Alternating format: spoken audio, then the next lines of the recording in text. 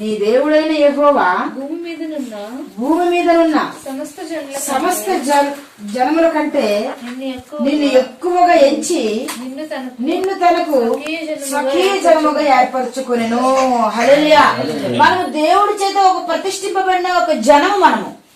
అందుకే ఇక్కడున్న జనం అందరికంటే మనల్ని ఎక్కువగా దేవుడు ఎంచుకున్నారు. మనల్ని హెచ్చించడానికి దేవుడు తన స్వకీయ జనముగా, అంటే తన గర్భములో నుండి పుట్టిన ఒక వ్యక్తిగా దేవుడు మనల్ని ఏర్పరచుకుంటున్నారంట. హల్లెలూయా. అందుకోసమని మనం ప్రార్థన చేయాలి, ప్రభువా నన్ను ఏర్పరచుకో. ఎందుకోసం మనం ప్రార్థన చేయాలి? సమస్త జనముల కంటే మనల్ని దేవుడు ఎక్కువగా ఎంచుకున్నారు. తన స్వకీయ జనముగా మనం ఉండడానికి దేవుడు మనల్ని ఏర్పరచుకుంటున్నాడు. కాబట్టి ప్రభువా నీ స్వకీయ జనముగా నేను ఉండడానికి నన్ను ఏర్పరచుకో అని మనం ప్రార్థన చేయాలి. అందుకోసమే దేవుడు మనల్ని ఏర్పరచుకుంటున్నారు. అందరిలాగా కాదు గాని మనల్ని ఇంకా ఎక్కువగా దేవుడు మనల్ని ప్రేమిస్తున్నాడు. అందుకే అంటున్నాడు కదా, నా ప్రాణము నాకు ప్రియుడు. హల్లెలూయా. మనం అందరిని ఒకలా చూస్తాం కానీ మనం ఎవరినైతే ఎక్కువగా ప్రేమిస్తామో వాళ్ళని ఒక డిఫరెంట్ గా మనం చూస్తాం. అవునా కదా? మనం ఎవరినైతే ఎక్కువగా ప్రేమిస్తామో వాళ్ళని కొంచెం ఎక్కువగా మనం చూస్తాం. అందరినీ చూసే చూపు వేరు, ఆ ఎక్కువగా ప్రేమించే వాళ్ళకి చూసే ఒక ప్రేమ వేరు. హల్లెలూయా. అందుకోసమనే దేవుడు అంటున్నాడు, ద్వితీయోపదేశ కాండంలో అంటున్నాడు, అన్న సమస్త జనముల కంటే ఎక్కువగా నిన్ను ఎంచుకొని ఉన్నాడు దేవుడు. కాబట్టి స్వకీయ జనముగా దేవుడు మనల్ని ఏర్పరచుకొని ఉన్నాడు. నన్ను ఏర్పరచుకున్నారులే ద్వితీయోపదేశ కాండం చెప్పారు కదా అంటే కాదు. మన తరము వేరు, ఆ తరము వేరు. కాబట్టి మనం ఏం చేయాలి? ఇప్పుడు ప్రభువా నన్ను స్వకీయ జనముగా ఏర్పరచుకోవాలి. హల్లెలూయా. స్వకీయ జనముగా ఏర్పరచుకో తండ్రి అని మనం ప్రార్థన చేసుకోవాలి. ఇంకో మాట చూద్దాం. అదే ద్వితీయోపదేశ కాండము 14వ అధ్యాయము 2వ వచనం. అక్కడ కూడా సేమ్ ఇలాగే ఉంటది. సేమ్ ఏలయనగా నీ దేవుడైన యెహోవాకు నీవు ప్రతిష్ఠిత జనము. సేమ్ వచనం చూడండి అక్కడ. మరియు యెహోవా భూమి మీదనున్న సమస్త జనులలో విశేషముగా తనకు స్వకీయ జనమగునట్లు నిన్ను ఏర్పరచుకుని, విశేషముగా మరి ఎక్కువగా దేవుడికి దగ్గరగా ఉండాలని మనల్ని దేవుడు ఏర్పాటు చేసుకుని ఉన్నారు. హల్లెలూయా. మనం దేవుడు మనకు దగ్గరగా ఉండాలి. చూడండి, మనం ట్రైనింగ్కి వెళ్ళినప్పుడు అక్కడ ఉన్న ట్రైనింగ్ లో ఉన్న వాళ్ళందరూ ఏంటంటే మనం ఉండాలి. ఆ సంతోషం వేరుగా మనకు ఉంటుంది. హల్లెలూయా. మరి విశేషముగా దేవుడు మనల్ని ప్రేమిస్తానంటున్నాడు. నేను ఏర్పరచుకున్నవాడు నా ప్రాణం నాకు ప్రియుడుగా ఉండాలి. నేను ఎప్పుడు కూడా ఏర్పరచుకున్న వాడికి దేవుడే సహాయకుడు. హల్లెలూయా. దేవుడు మనల్ని ఆదుకుంటారు. ఇంకా మనం కిందకి వెళ్ళినప్పుడు మనం చాలా నేర్చుకుంటాం మన విషయాలు. దేవుడు పక్కగా మనం ఉన్నప్పుడు మనం ఎంత హ్యాపీ ఫీల్ అవుతాము. అవునా కదా? దేవుడు నాతో ఉన్నారు, నాకే భయము లేదు.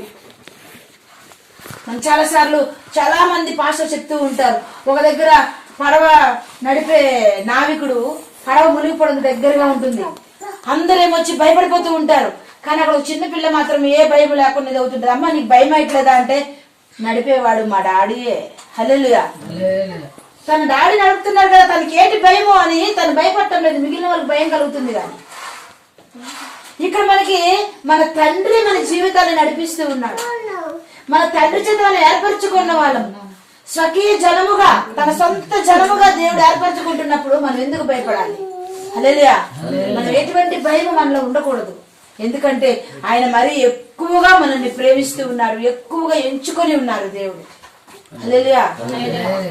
ఇదే మాటలు అక్కడ చూసారా? అక్కడ ఎక్కువగా ఎంచి అని ఉంది, ఇక్కడేమో విశేషముగా అంటే ప్రత్యేకముగా మనల్ని దేవుడు తన స్వకీయ జనముగా మనల్ని ఏర్పాటు చేసుకొని ఉన్నారు. హల్లెలూయా. ప్రతి ప్రార్థనలో కూడా మనం ప్రార్థన చేసుకోవాలి. ప్రతి రోజు ఈ మాట జ్ఞాపకం చేసుకోవాలి, ప్రభువా నేను నీ చేత ఏర్పరచుకునేటట్టుగా నేను ఉండాలి. హల్లెలూయా. నన్ను అందులో ఉంచండి ప్రభువా. ఏర్పరచుకునే వారి గుంపులో నన్ను ఉంచండి. ఎటువంటి తప్పిదములు నాలోనికి రానివ్వకుండా నేను ఒక ప్రత్యేకముగా, నేను ఒక విశేషముగా నేను జీవించాలి. హల్లెలూయా. ఆ విధమైన జీవితాన్ని మనము కోరుకోవాలి. హల్లెలూయా. ఇంకో మాట చూడండి, అదే ద్వితీయోపదేశ కాండం 18వ అధ్యాయము 5వ వచనం. దేవుడు ఎందుకు మనల్ని ఏర్పరచుకుంటారు? స్వకీయ జన్మగా ఉండడానికి దేవుడు మనల్ని ఏర్పరచుకుంటున్నారు. 18:5 నిత్యము యెహోవా నామమున చూడు, నిలిచి నిత్యము యెహోవా నామమున నిలిచి సేవ చేయుటకు నీ గోత్రములన్నిటిలోను అతనిని అతని సంతతి వారిని నీ దేవుడైన యెహోవా ఏర్పరచుకొని ఉన్నాడు. ఎందుకు ఏర్పరచుకొని ఉన్నారట? ఆయన సేవ చేయడానికి. హల్లెలూయా. మనం ఆ సేవ చేయడానికంటే అమ్మ నా వల్ల కాదు బాబు. ఆ సేవ చేయమంటే మాత్రము కష్టం. ఏదైనా పర్లేదు కానీ సేవ అయితే మాత్రం నేను చేయను. నా పిల్లల్ని సేవకైతే నేను ఇవ్వను. హల్లెలూయా. ఎందుకు వచ్చింది ఆ బాధ? కానీ దేవుడు ఎందుకు ఏర్పరచుకుంటారట? ఆయనకి సేవ చేయడానికి మాత్రమే ఏర్పరచుకుంటారు. హల్లెలూయా. ఏర్పరచుకున్న వాళ్ళందరూ కూడా ఆయన సేవ చేయాల్సిందే. ఈ రోజుల్లో సేవకులు ఎలా తయారైపోయారంటే ఎక్కడ డబ్బులు ఇస్తే అక్కడ మీటింగ్కి వెళ్ళిపోతున్నారు. గొర్రెల కాపరేట గొర్రెల కోసం ప్రాణము పెడతారు. హల్లెలూయా. గొర్రెల కోసం ప్రాణము పెడతారు. మనము మీరు చర్చిలో గమనించినట్లయితే నీ రాకడలో మేమందరం మళ్ళీ అక్కడ కలుసుకోవాలి. హల్లెలూయా. ఇదే నా కోరిక. నీ రాకడలో మళ్ళీ మేము అందరం కూడా నీ దగ్గర మేము కలుసుకోవాలి. ఇక్కడ స్తుతిస్తున్న దానికన్నా ఎక్కువగా నిన్ను అక్కడ స్తుతించాలి. హల్లెలూయా. అందుకే దేవుడు ఏర్పరచుకున్న వారికట. ఎందుకు ఏర్పరచుకుంటున్నారట? ఆయన సేవ చేయడానికే ఏర్పరచుకుంటున్నారు. అప్పుడు అనుకోవచ్చు, సేవకుల్ని ఏర్పరచుకుంటున్నారు కదా, మేం కాదు కదా. కాదు. ఇక్కడ ముందు అసలు ఏం చదువుకున్నాం? నీ సంతతి వారిని, నీ పిల్లల్ని కూడా దేవుడు ఏం చేస్తున్నారట? ఏర్పరచుకుంటున్నారు. ప్రభువా, నేను కూడా ఏర్పరచబడిన వారి గుంపులో ఉండాలి. ప్రార్థన చేయాలి అందరి మీద. ప్రభువా, నేను కూడా నీ సేవ చేయాలి. ఏంట సేవ? మనకు దేవుడు చేసిన మేలు ప్రతి ఒక్కరికి చెప్పడమే దేవుని యొక్క సేవ. సువార్త చెప్తూ ఉన్నాం.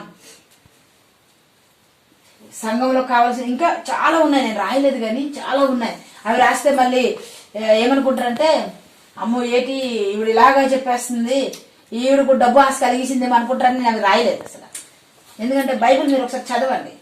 అక్కడ ఏమనుందంటే, ఒక దగ్గర ఏదో ఒకరోజు చూపిస్తాను. నేను చదివాను, మళ్ళీ దాన్ని మూసాను. కానీ ఒక దగ్గర ఉంది, అహరోను మోషే వీళ్ళు దేవుని చేత ఏర్పరచబడిన వాళ్ళు. వీళ్ళు ఇశ్రాయేలు ప్రజల్ని నడిపిస్తా ఉన్నారు. అప్పుడు దేవుడు మోషేతో ఒక మాట అంటాడు, ఇదిగో మోషే, నువ్వు నీ అన్నయ్య అయిన అహరోను ఇశ్రాయేలు ప్రజల దగ్గరికి వెళ్ళండి. వెళ్ళి ఇదిగో నీ ఇశ్రాయేలు ప్రజల్ని దేవుడు ఏర్పరచుకొని ఉన్నారు కాబట్టి మీ ఇందులోనే జీలకర్రలోన, సోపులోన, తైలంలోన, ఇంకెందులోనో ఉన్నాయన్నమాట అన్ని. అందులో 10వ వంతు తీసుకొచ్చి నా సన్నిధానంలో పెట్టమని చెప్పు. అందుకోసమే మిమ్మల్ని ఏర్పరచుకుని ఉన్నానని ఉంది ఇక్కడ.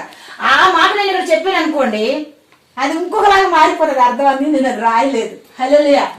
చాలా మంది ఇప్పుడు ఎలా అర్థాలు తీసుకుంటున్నారంటే, వాక్యము సేవకులు బాగానే చెప్తారు కానీ మనకు అర్థమయ్యేది ఇంకొకలాగా అర్థమవుతుంది. ఎందుకంటే దుష్టుడు ఏం చేస్తాడంటే, ఆ వాక్యాన్ని యథార్థంగా వాళ్ళలోకి వెళ్ళనివ్వడు అనమాట. ఎలా వెళ్ళిస్తాడంటే రివర్స్ గా వాళ్ళకి అర్థమయ్యేలాగా తీసుకొని వెళ్తాడు. హల్లెలూయా. ఆ రోజు ఇక్కడ చేత మనం ఏర్పరచబడాలి. హల్లెలూయా. ఒకటి, ఎందుకంటే ఆయన స్వకీయ జన్మగా మనల్ని ఉంచడానికి, దేవుడు అందరికంటే విశేషముగా మనల్ని ఉంచడానికి. మూడవది ఏమొచ్చి ఏం చెప్పుకున్నాం ఇప్పుడు? మూడవది, ఆయన సేవ చేయడానికి దేవుడు మనల్ని ఏర్పరచుకుంటున్నారు. అందుకోసమే మనం ఏర్పరచబడిన వారి గుంపులో మనం ఉండాలి. హల్లెలూయా. ఇంకో మాట చూద్దాం. మొదటి దినవృత్తాంతంలో, నేను నీ కుమారుడైన సొలొమోనును 28:6 నేను నీ కుమారుడైన సొలొమోనును నాకు కుమారునిగా ఏర్పరచుకుని ఉన్నాను.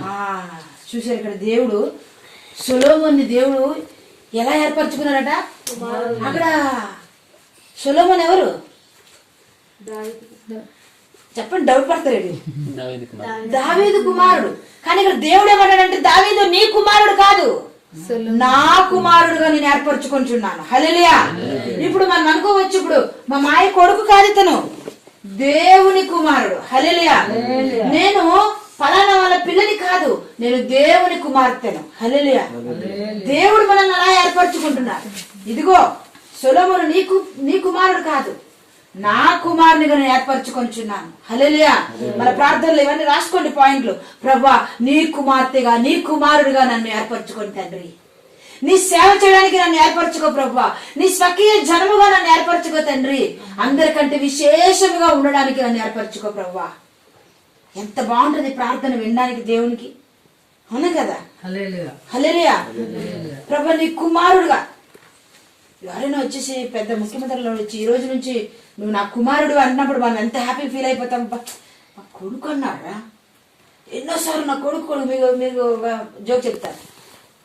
జోక్ అంటే జోక్ కాదు, అప్పట్లో నా ఫీలింగ్ అలా ఉండేది. మంగాచార్యులు గారు అని కృష్ణలంక విజయవాడ, అక్కడ నుంచి మంగాచార్యులు గారు చూడండి చాలా బాగుంటుంది. అతను చిన్న వయసులోనే అతను బ్రాహ్మణు. మంగాచార్యులు గారు బ్రాహ్మణ్. అతను చిన్న వయసులోనే దేవుళ్ళలో పట్టబడ్డాడు. అతను 13 years ఏజ్ లోనే అతను సాక్ష్యం కూడా వినండి, పట్టబడి ఇప్పుడు దేవుని సేవ విశేషంగా చేస్తూ ఉన్నాడు. అతను 2006లో మేము వైజాగ్లో పిలిచాము. అతనికి పిలిచినప్పుడు అతని వయసు 18 సంవత్సరాలు. అతని కన్నా నేను అప్పుడు 2 సంవత్సరాలు పెద్ద. అప్పుడు అతను నన్ను ఏమనిపించాడంటే, బైబిల్ ఇప్పుడు నేను తీయలేకపోతున్నాను కానీ అప్పుడు అందరికన్నా ఫస్ట్ నేను తీసి చదివేదాన్ని. హల్లెలూయా. అతను ఏదైనా అక్కడ మైక్రో చెప్పి టక్కన వాక్యం తీసి చదివితే అక్కాయ్ ఆగు అనేవాడు, అక్కాయ్ తీయు అనేవాడు. అక్కాయ్ అనగానే నేను నాకు అక్క అన్నాడు తెలుసా మంగాచార్యులు, పొంగిపోయేదాన్ని నేను. హల్లెలూయా. మామూలు మనిషి ఒక దేవుని సేవకుడు నాకు అక్క అని పిలవగానే నేను ఎంత పొంగిపోయాను. అలాంటిది దేవుడు ఏమన్నాడంటే, నా కుమారుడుగా ఉండడానికి మిమ్మల్ని ఏర్పరచుకుంటున్నాను. హల్లెలూయా. ఎంత గొప్పగా ఫీల్ అవ్వాలి మనం, ఎంత గర్వంగా ఫీల్ అవ్వాలి మనం. నా కుమారుడుగా నా కుమార్తెగా ఉండడానికి మిమ్మల్ని ఏర్పరచుకుంటున్నాను అంటున్నాడు దేవుడు. హల్లెలూయా.